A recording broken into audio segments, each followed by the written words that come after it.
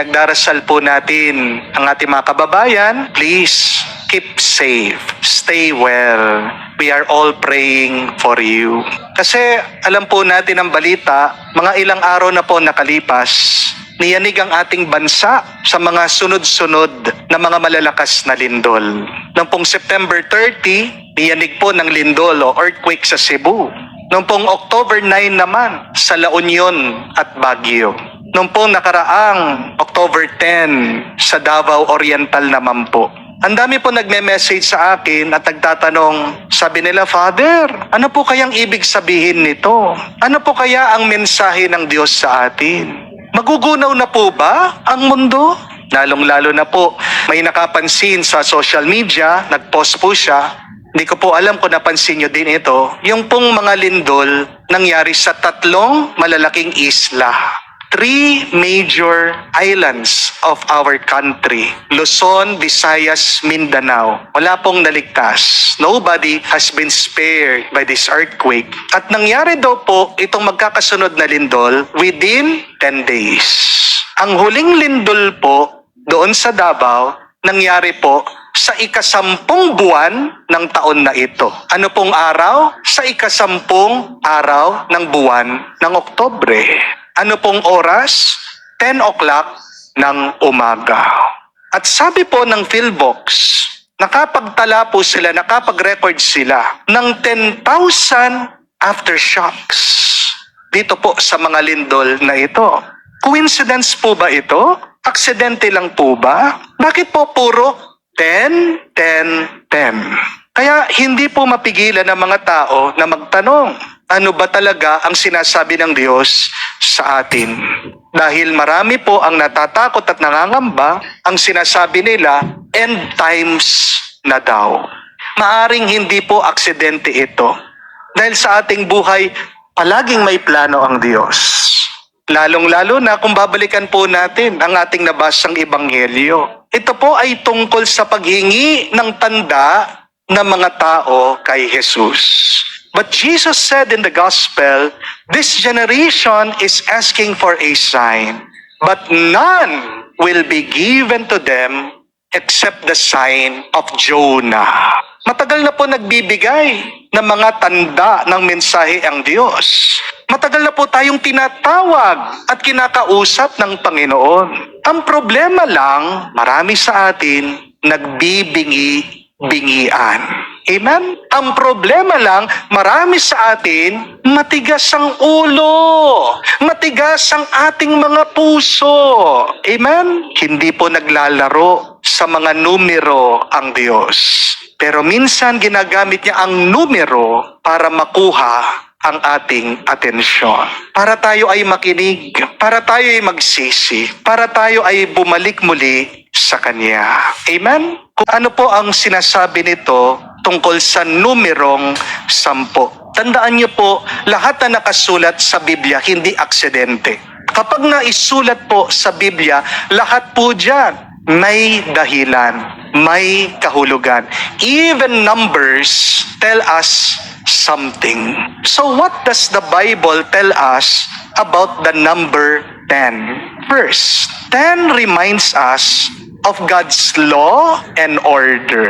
Kapag nakakita po kayo ng number 10 sa Biblia, ang unang-unang pinapakita po niyan ay ang batas at kaayusan na nanggagaling sa Diyos. The first time that we encounter the number 10 in the Bible in a very big way is the 10 Commandments.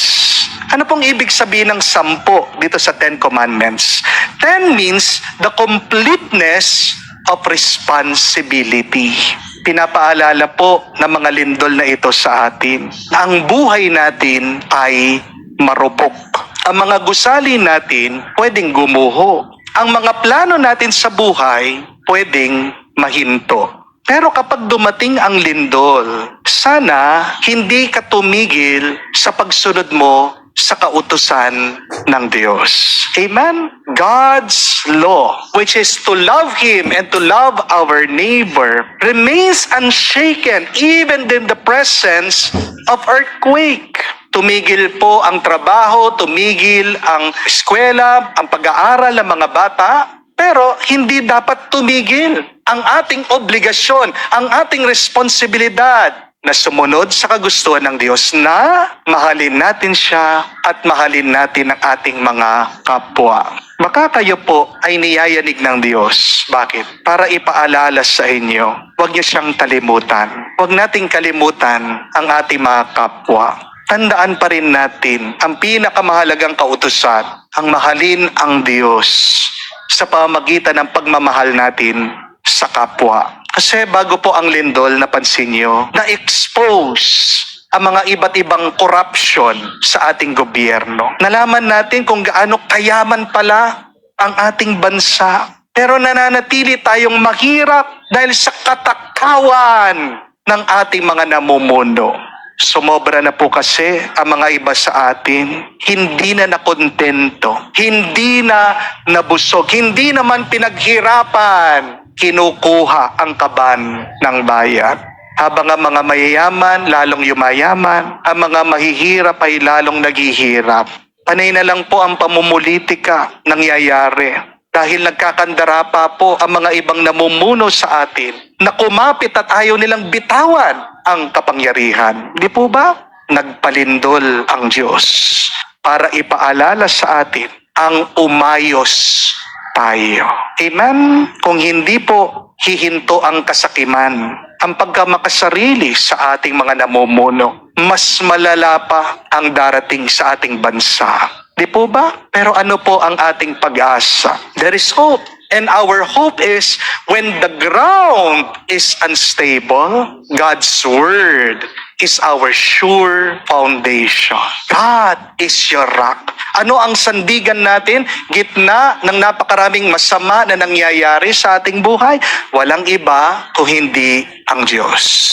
May kwenta pa ba yung pera mo kapag lumilindol na? Wala. Anong magagawa ng iyong kapangyarihan? Kapag gumuguho ng lahat, wala. Pero kapag ikaw ay nakakapit sa Diyos, kakayanin mo na dumaan lahat ng dilubyo dito sa mundo. Amen? But second, the number 10 is the number of testing. Ang 10 po sa Biblia ay tanda ng pagsubok. Ang propeta Daniel ay sinubukan daw po for 10 days.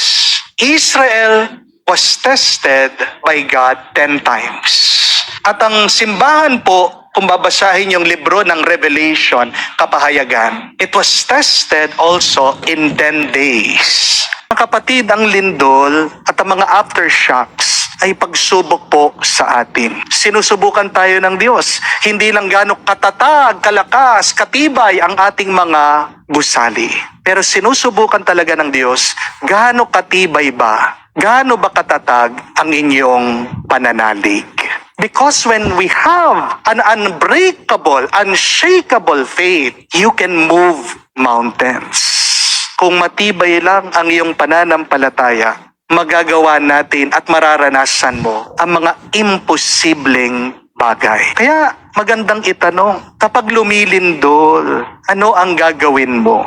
Tatakbo ka ba sa takot? O tatakbo ka ba pabalik sa Diyos? The earthquake is not just a test of how strong our structures are, but the earthquake is an ultimate test of how strong our trust in God. Tanungin mo ang iyong sarili, kumusta na ang iyong pananampalataya sa Diyos?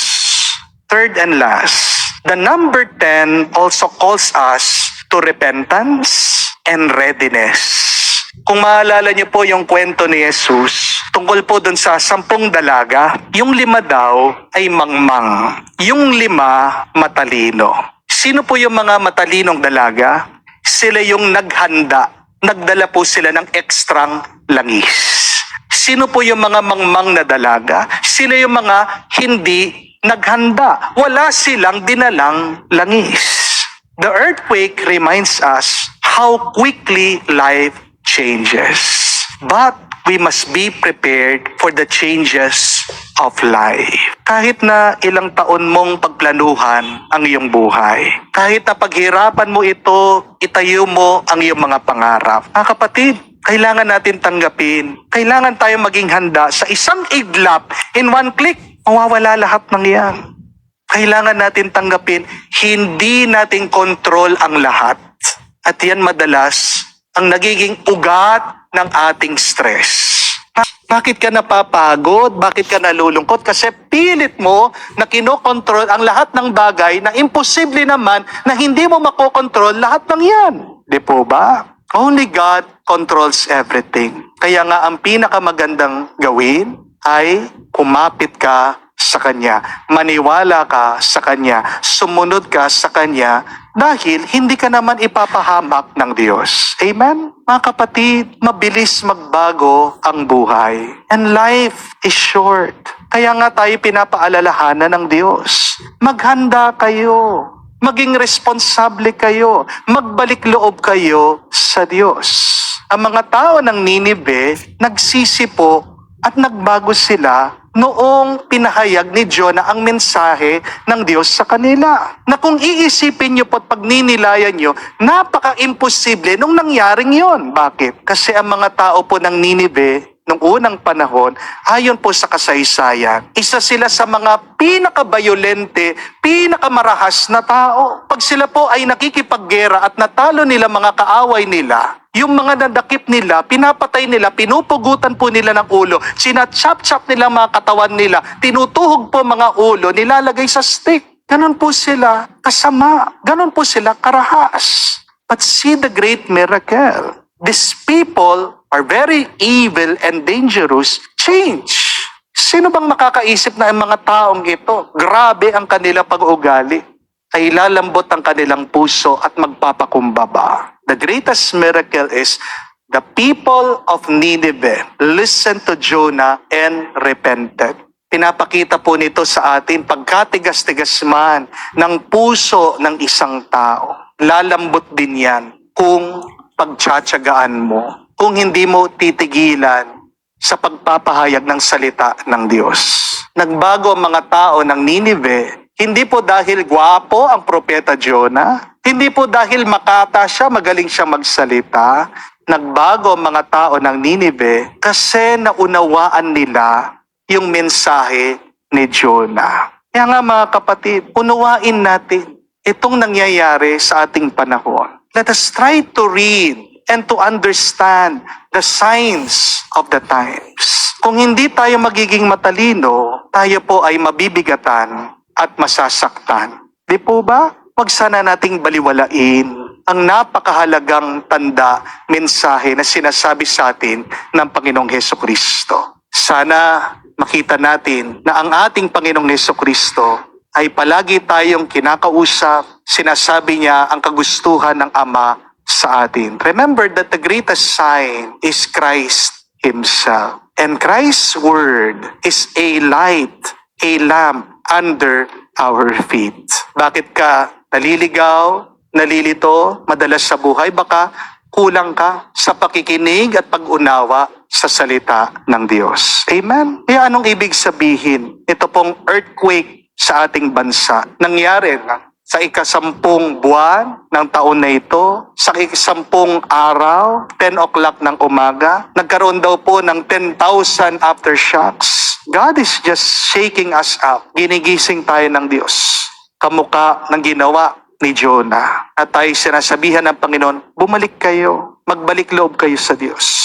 At magpakatatag kayo sa inyong pananalig, pananampalataya sa akin. Mga kapatid, unawain natin, hindi aksidente itong paulit-ulit na number 10. It is a divine reminder. 10 as a commandment and order. It reminds us to return to God's order. Ayusin natin ang ating buhay. Ayusin natin ang ating bansa.